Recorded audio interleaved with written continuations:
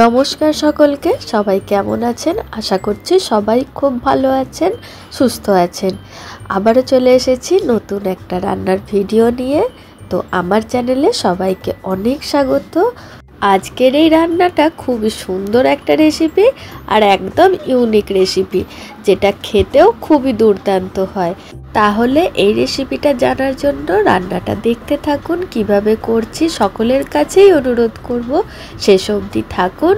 আশা করছি বেশ ভালো লাগবে দেখতে, শিখতে, জানতে। যাই হোক, এখানে দেখতেই পাচ্ছেন জোগাড় শুরু করে দিয়েছি। বেশ কিছুটা বোনলেস মাংস নিতে হবে। আমি এখানে হাড়ের গায়ের মাংসই নিয়েছি, তবে হাড়গুলো কেটে বাদ দিয়ে দেব। একদম ছোট ছোট করে কুচিয়ে নিচ্ছি। গ্রাইন্ডও করে নিতে পারেন, তবে ছোট ছোট করে কুচলে বেশ মুখে লাগবে মাংসটা রান্না করার পর। এই রান্নার জন্য ভর্তাটা আমার ঠিক সুইটেবল মনে হয়নি, তবে আগেই বলেছি যে যেমন করে খুশি করতে পারেন, গ্রাইন্ডও করে নিতে পারেন। যার যেমন সুবিধা সে সেরকমভাবে বানাবে, তবে অবশ্যই একবার কিন্তু বানিয়ে দেখতে হবে কেমন খেতে হয়। যাই হোক, মাংসটা রেডি করে নেওয়ার পর এখানে কিছু সবজি এবার কেটে নেব। তো সবজির মধ্যে বলতে পেঁয়াজ কেটে নিচ্ছি। 3টে বড় বড় সাইজের পেঁয়াজ নিয়েছি, আর অল্প করে একটু বাঁধাকপি নিচ্ছি। হ্যাঁ, আর একটা কথাও বলে দিই, এই রান্নাটা আমি করেছিলাম বেশ অনেক দিন আগে। ঠিক সময়টা মনে করে বলতে পারবো না, তবে সেটা শীতকাল ছিল। আসলে এই শীতকালটা খুবই সুন্দর হয়। এক তো রান্না করতেও কষ্ট হয় না, আর অনেক রকমের সবজি থাকার জন্য অনেক কিছু বানানোও যায়। যাই হোক, বাঁধাকপিটা দেখতেই পেলেন খুব ছোট ছোট করে কুচিয়ে নিয়েছি, আর এখানে পেঁয়াজটাও ছোট ছোট চৌকো চৌকো করে কুচিয়ে নিচ্ছি। আর একটুখানি পেঁয়াজ ওই সাজানোর জন্য, এটার সাথে একটু কাঁচা পেঁয়াজ খেতে ভালো লাগবে, তো সেই জন্য স্লাইস করে রেখে দিলাম। আর বেশ কিছুটা রসুন ছোট ছোট করে চপ করে নিচ্ছি। এই সব কাটিংগুলো চাইলে বটিতেও কাটতে পারেন, যার যেরকম সুবিধা হবে সে সেরকমভাবে কেটে নেবেন। আমার ছুরিতে সুবিধা হয় বলে ছুরিতেই করেছি। এবার এখানে দেখতেই পাচ্ছেন বেশ খানিকটা ময়দা নিয়েছি, সামান্য একটু নুন দিয়ে ভালো করে গুলে একটা ব্যাটার তৈরি করে নিচ্ছি। এই ব্যাটারটা একটু পাতলা করেই গুলবো, আর এর মধ্যে 1 থেকে 2 চামচ একটু কর্নফ্লাওয়ার দিয়ে দিলে জিনিসটা খুব ভালো হবে। কেন, কীরকম কি সেটা পরে বলে দিচ্ছি। ওটা রেখে দিয়ে মাংসটা একটু ম্যারিনেট করে নিচ্ছি। তো এর মধ্যে দিলাম স্বাদ মতো নুন, সামান্য একটু সয়া সস, গোলমরিচের গুঁড়ো, একটুখানি গরম মশলা, আর একটুখানি ধনে গুঁড়ো। ব্যাস, আর কিছু দেবো না। এবার দিয়ে দিচ্ছি আদা রসুন বাটা, দিয়ে খুব ভালোভাবে মাখিয়ে এটাও কিছুক্ষণের জন্য রেখে দেব। রেখে দিয়ে এখন আগে তৈরি করে নিই ওই যে ব্যাটারটা গুলে রেখেছিলাম, ওইটা দিয়ে যে শিটগুলো বানাবো সেগুলো তৈরি করে নিই। সরু চাকলির মতো করেই তৈরি করব। আগে ফ্রাইং প্যানটা ভালো করে গার্নিশ করে নিচ্ছি, দিয়ে এগুলোকে এবার চাড়িয়ে চাড়িয়ে যেভাবে সরু চাকলি বানানো হয় সেভাবেই দেব। তো সেই যে বলছিলাম কর্নফ্লাওয়ার দেওয়ার কথা, তো সেটা কেন বলছিলাম, এইটা যে আমি বানিয়েছি এগুলো আর কি সরু চাকলির মতো একটু জাল জাল ব্যাপারটা আছে।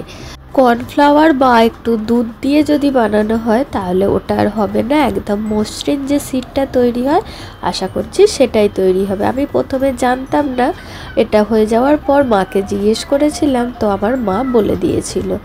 যাই হোক, একটার পর একটা শিটগুলো বানিয়ে নিচ্ছি। বেশ অনেকগুলোই হয়েছে, 2-3টে করে দেখিয়ে দিলাম। বেশ ভালোই হয়েছে দেখতে, হয়তো টিভিতে যেমন দেখায় সেরকম হয়নি, কিন্তু বেশ ভালোই খেতেও হয়েছিল, আর করতেও কোনো অসুবিধা হয়নি। এভাবে করতে পারেন, অসুবিধে কিছু হবে না। যাই হোক, ভালোভাবে দেখে নিন। তাহলে এবারে চলে যাই পরের স্টেপে।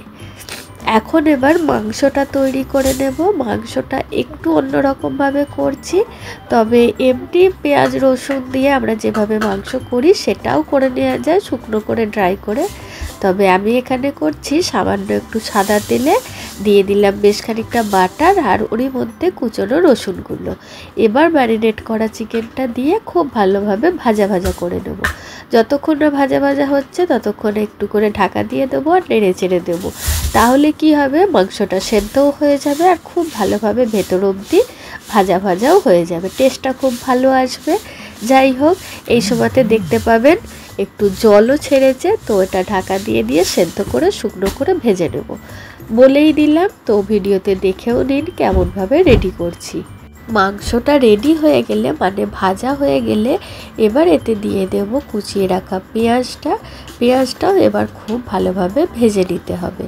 তো এইটার জন্য সময়টা একটু বেশি লাগবে, তবে খুব বেশি লাগবে না, তবে আমার নিয়মে না করলেও হবে, অন্য কোনোভাবে করে নিলেও হবে।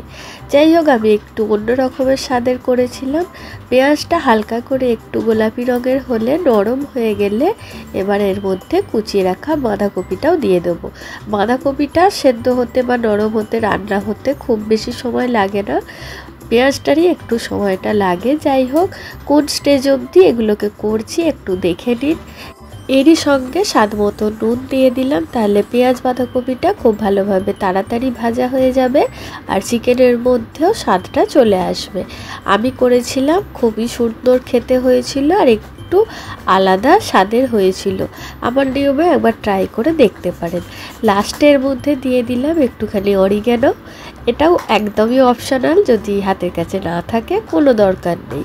সামান্য একটু ধনে গুঁড়ো বা একটু চিকেন কারি মশলা বা যে কোনো ধরনের টেস্ট মেকার একটু মশলা ছড়িয়ে দিয়ে ভালোভাবে ভেজে তুলে নিলেই হবে। এই যে এবার দেখুন কিভাবে জিনিসটা বানাচ্ছি, খুবই সহজ বানানো। এইভাবে এবার মুড়তে হবে, ব্যাস, আর কোনো কাজ নেই। আর ওই যে ময়দা গুলেছিলাম ওইটা একটু রেখে দিয়েছি এইরকমভাবে জুড়ে দেওয়ার জন্য, ব্যাস রেডি হয়ে গেল আমাদের একদম ডিফারেন্ট টেস্টের, ডিফারেন্ট স্টাইলের চিকেন স্প্রিং রোল।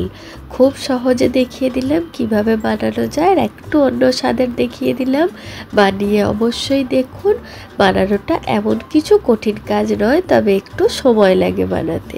যাই হোক, কীভাবে রোলগুলো বানাচ্ছি সেগুলো দুটো তিনটে দেখিয়ে দিলাম, ভালো করে দেখে নিন, বুঝে নিন আর ঝটপট করে বানিয়ে ফেলুন। বেশ অন্য রকমের সুন্দর রেসিপিটা না? তবে হ্যাঁ, বাঁধাকপি দিয়ে করেছি, বাঁধাকপিটা বাদ দিয়েই করবেন। এখন যেহেতু গরমকাল, বাঁধাকপিটা ভালো আসবেও না, টেস্টও হবে না। এবার এগুলোকে ডিপ ফ্রাই করে নেব, বেশ লাল লাল করে ক্রিস্পি করে ভেজে তুলে নিতে হবে। তবে প্রথমে ভেবেছিলাম খুব ভালো হয়তো ভাজাটা হবে না, যেহেতু আমার শীটটা একটু সরু চাকলির মতো হয়েছে, সেই রকম হয়নি, তো প্রথমে একটু ভয়ে ভয়েই ছিলাম। তবুও ভিডিওটা করে গেছি, তো দেখলাম খুবই সুন্দর হয়েছে। একদম আমি যেভাবে বানিয়েছি সেভাবে বানালেও খুবই সুন্দর হবে, চেষ্টা করে দেখতে পারেন, বেশ ভালো লাগবে খেতে। আর আমার আজকের ভিডিওটা কেমন লাগছে সেটাও কিন্তু জানাবেন। অনেকটা কষ্ট করি আপনাদের কাছে রান্নাগুলো পৌঁছে দেওয়ার জন্য।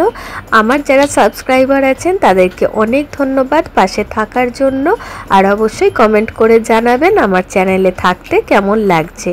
আর যারা নন সাবস্ক্রাইবার আছেন তাদের কাছে একান্ত অনুরোধ, একটা করে সাবস্ক্রাইব করবেন। রান্না কেমন লাগছে অবশ্যই জানাবেন, আর ভিডিও যদি ভালো লেগে থাকে লাইক শেয়ার কমেন্ট করতে কিন্তু ভুলবেন না।